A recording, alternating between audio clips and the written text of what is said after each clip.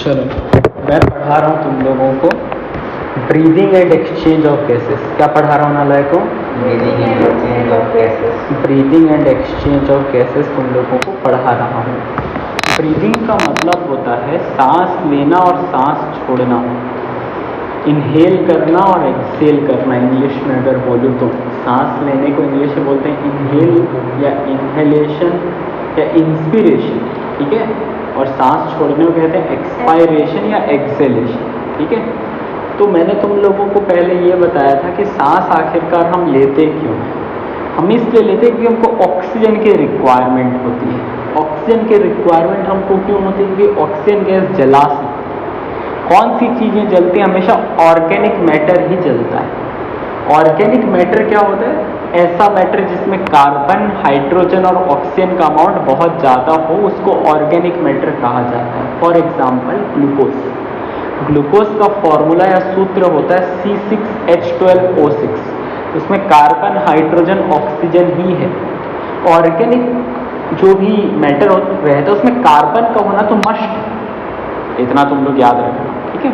चलो, तो इतना याद रखना, ऑर्गेनिक मैटर जब ऑक्सीजन के साथ रिएक्ट करता है तो इसी को हम कहते हैं जलना, ठीक है। क्योंकि ऑर्गेनिक चीज़ें ही जलती हैं, इनऑर्गेनिक चीज़ें कभी नहीं जलती। चाहे तुम जितना दम ताकत लगा लो, लोहे को नहीं जला सकते तुम।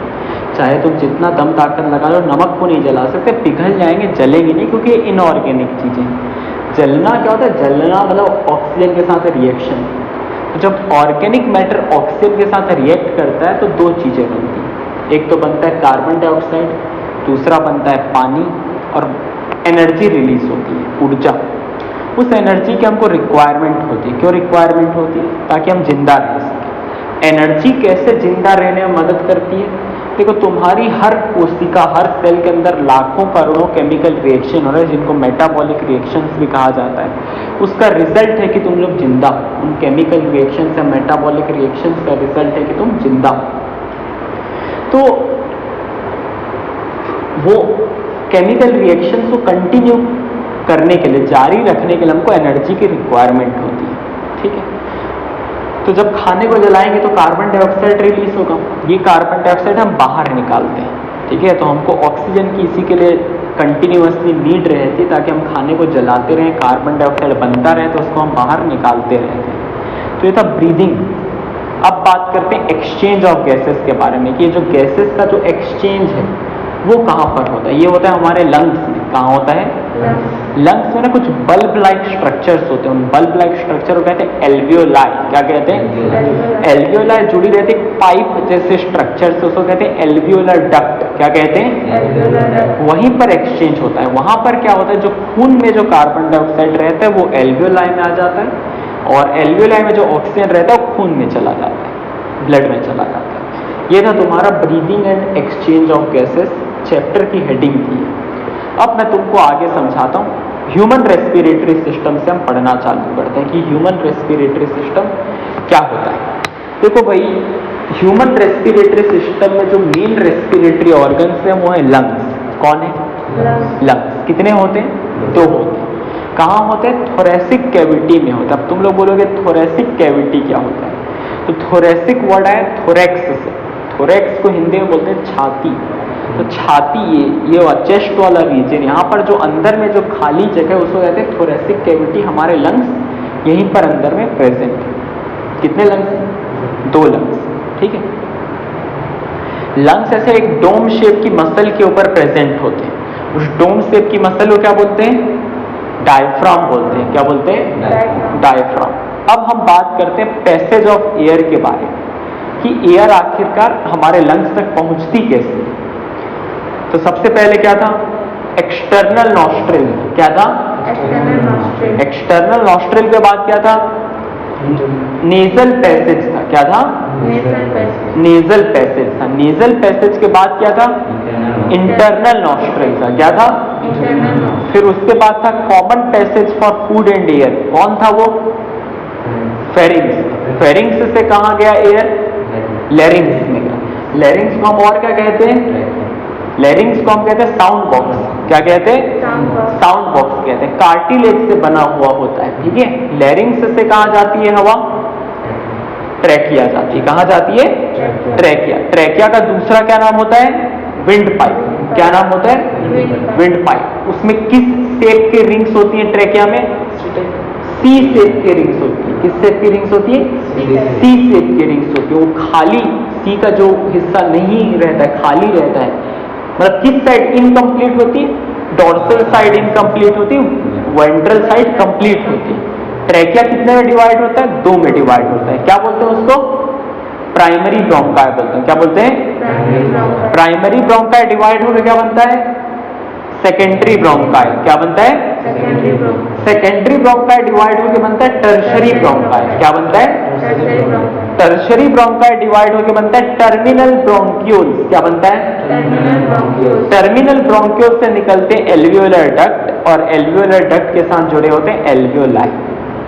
तो एक्सटर्नल नॉस्ट्रिल से टर्मिनल ब्रोंक्यूल तक का जो इलाका है, इसको हम लोग कहते हैं कंडक्शन जोन। क्या कहते हैं? Conduction zone. इसका काम होता है हवा को क्लियर करना, एयर को क्लियर करना, फॉरेन पार्टिकल्स, उसको ह्यूमिडिफाई करना, उसको बॉडी के टेम्परेचर में लाना, ये काम होता है।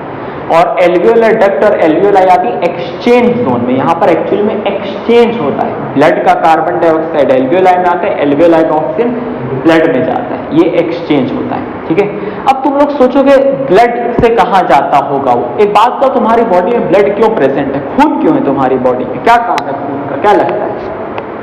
बताओ ना, को बताओ, मेरे को मत देखो। कैसे हेल्प करता है ब्लड? ऑक्सीजन से ऑक्सीजन ब्लड से होता है डायफ्राम से, और वहाँ से हार्ट पर जाके पंप होता है, जिससे मस्तिष्क को संदेशन मिलता है और सभी कोशिकाओं को संरक्षित करता है, नियंत्रित करता है। समझ पा रहा? देखो, ब्लड पब्लिक ट्रांसपोर्ट है। जैसे शहरों में रहते हैं ना, सिटी बस रहता है, कहीं भी तुम जा आ सकते हो। दिल्ली साइड मेट्रो रहता है, तुम कहीं भी आ जा सकते हो सस्ते में, समझ रहे हो? तो ऐसा ब्लड भी है। खून तुम्हारा एक ट्रांसपोर्टिंग फ्लूइड है, वो ट्रांसपोर्ट करता है सामान को, एक जगह से दूसरी जगह पहुंचाने का काम करता है। तुम्हारी बॉडी की हर एक सेल को, हर एक कोशिका को देता है खाना, पानी और ऑक्सीजन। बोलो, खाना, पानी और ऑक्सीजन, ये देता है। और वहां से 2 चीजें लेता भी है। कौन कौन सी 2 चीजें लेता है? एक तो कार्बन डाइऑक्साइड लेता है और एक नाइट्रोजनस एक्सक्रीटरी वेस्ट लेता है, जो तुम यूरिन और फीसेस के थ्रू बाहर निकालते हो। ठीक है, इतना तुम लोग याद रखें। अब ये सबको मिला के हम लोग कहते हैं रेस्पिरेशन। इन सारी की सारी चीजों को मिला करके हम लोग कहते हैं रेस्पिरेशन। ब्रीदिंग रेस्पिरेशन का एक पार्ट होता है, बस ब्रीदिंग रेस्पिरेशन का एक पार्ट है।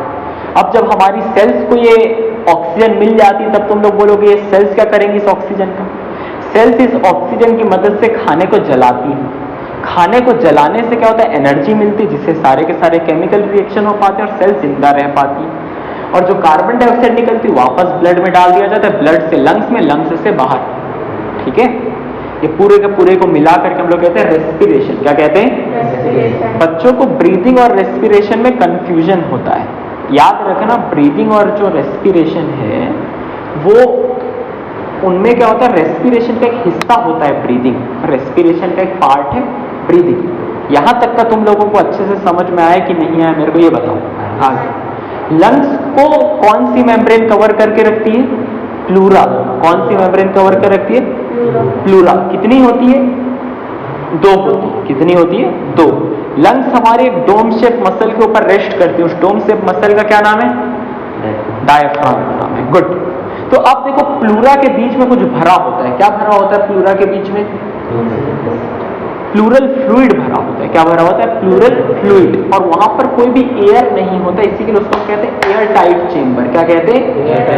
Air tight chamber. ये वाला जो छाती वाला हिस्सा है, इसको तुम्हारी बॉडी का कौन सा पार्ट है बोलते हैं? इसको वेंट्रल। और ये पीठ वाले पार्ट को डॉर्सल। तो वेंट्रल साइड तुम्हारे लंग्स को प्रोटेक्ट करते हैं रिब्स। कौन प्रोटेक्ट करते हैं? रिब्स, पसलियां। और ये पीछे पीठ के साइड, डॉर्सल साइड, कौन प्रोटेक्ट करता है? रीढ़ की हड्डी, वर्टिब्रल कॉलम। और नीचे पोस्टीरियर साइड डायफ्राम। ठीक है, चल। तो हम लोग ना लंग्स का जो एरिया है वो डायरेक्टली चेंज नहीं कर सकते, एरिया या वॉल्यूम हम डायरेक्टली नहीं चेंज करते। तो हम लोग क्या करते हैं, छाती को बढ़ाते घटाते हैं, थोरैक्स के वॉल्यूम को बढ़ाते घटाते हैं, जिससे क्या होता है लंग्स अपने आप, जैसे यहाँ के वॉल्यूम को बढ़ाएंगे तो लंग्स अपने आप फैल जाएंगे।